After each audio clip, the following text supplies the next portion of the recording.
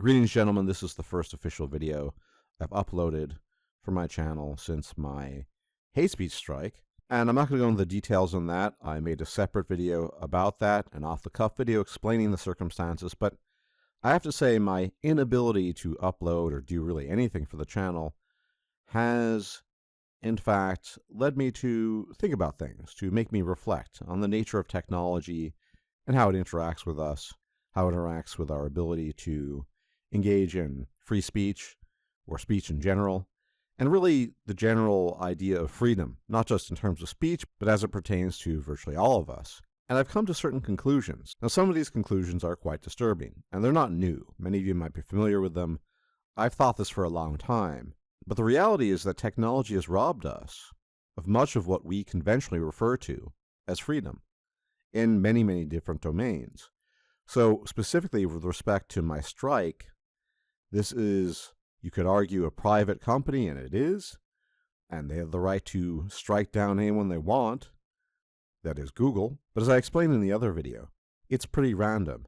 And so technology and the way it's employed is potentially very abusive just because it's very unpredictable.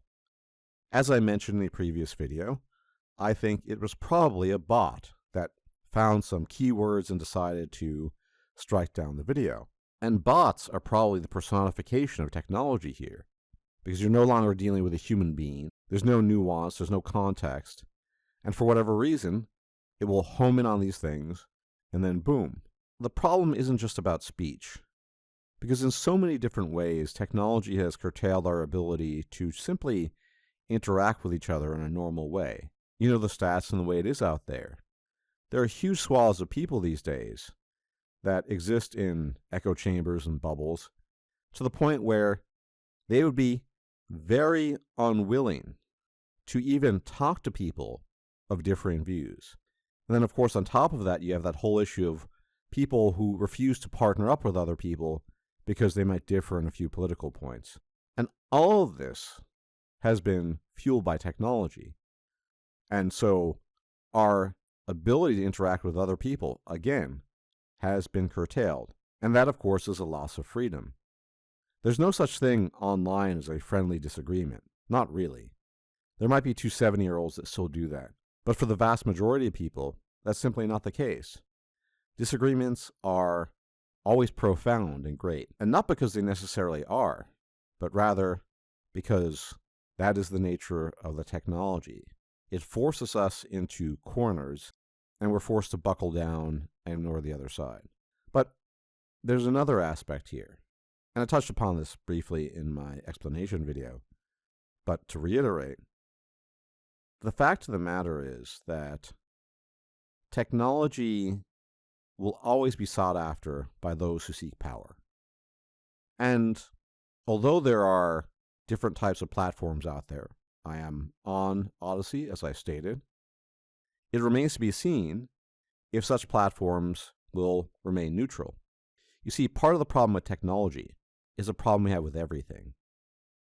Something starts off quite nice, and then it gets big and popular, and then somebody takes over, and they push it in a certain direction. So many of these places, including Odysee, seem okay, but I think it's just a matter of time. If they were ever to grow to the size of YouTube or something equivalent, you would see some kind of ideological capture. If it's not already there, I think it might be. I don't know. I'm not an expert in Odysee. And so to operate in this space, you basically, at this stage, have to play a game of dancing tongues. What words are acceptable? What words are not acceptable? I don't really know, apart from very blatant, obvious words that we all know are not quote-unquote appropriate, what is permissible and what's not. Again, as I cited in the previous video, I brought up marriage statistics in a certain context, and that was deemed hate speech. And so another instance of the robbery of freedom is the inability to hold anyone accountable or to even ask for accountability. It was bad in the past. I'm not denying that. And let's say you lived under some dictatorial regime. It was pretty clear typically what you could or could not say and what you could do and not do. And obviously that was an infringement on freedom and the ability to act. but at least you knew the parameters of what was permissible and what was not. But when we talk about something like YouTube, and this is the fundamental issue, those parameters are, I would argue, intentionally ambiguous. What YouTube or its bots deem hate speech is not clear, apart from some very obvious instances. And so all of us, especially content producers like myself, have, for better or worse, been shackled. And there's no real way out. The only way out would be to completely abandon all technology as it exists today in the modern world and live in a wood shack someplace. And I'll be blunt, I'm not that type of guy. Yes, there are alternatives. Those alternatives, as I've said many times, don't have the same reach. And more importantly, I'm virtually certain that given sufficient time, they would be taken over by a group of ideological people, and they would force feed that ideology down the throats of everybody. You see, that's really the crux of the matter, gentlemen. That in today's day and age, it is very difficult to live by the principle of live and let live. It used to be a lot easier. We weren't as interconnected. People really struggle with living and letting live, and the technology, of course, amplifies this. And I think broadly speaking, this reflects certain civilizational trends, which is to say, the more civilization progresses, the less freedom we have, the more constrained we are in what we can do, say, and think. But on the other hand, civilization has provided more security to us, more health, more access to goods and services than we could have possibly imagined. And so it seems that technology, which I think has cost us our freedom, has also granted us many other good things. And like the legendary Thomas Sowell says, there are no solutions, only trade-offs. To buy into, to make use of this technology, is to forfeit to some degree your freedom. And it's very difficult to be even mildly optimistic about the possibility of a platform that is, quote-unquote, free.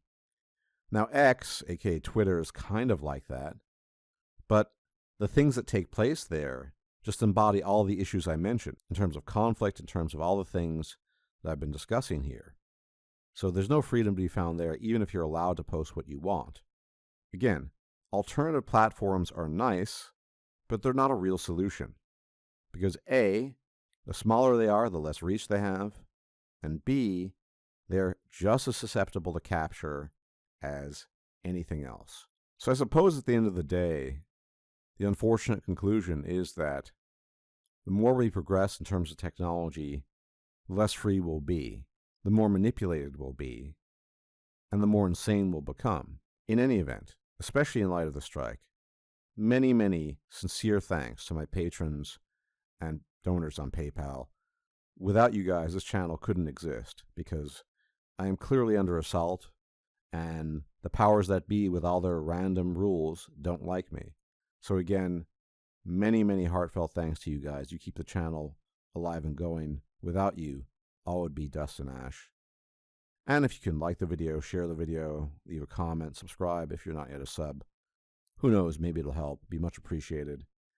Until the next time, if I'm still alive, I'll check you out then. May the gods truly watch over you, because they're definitely not watching over me right now. Take care. If you liked this video, please like, share, and subscribe. And if you enjoy my content, please consider making a donation or becoming a patron. Thanks for watching.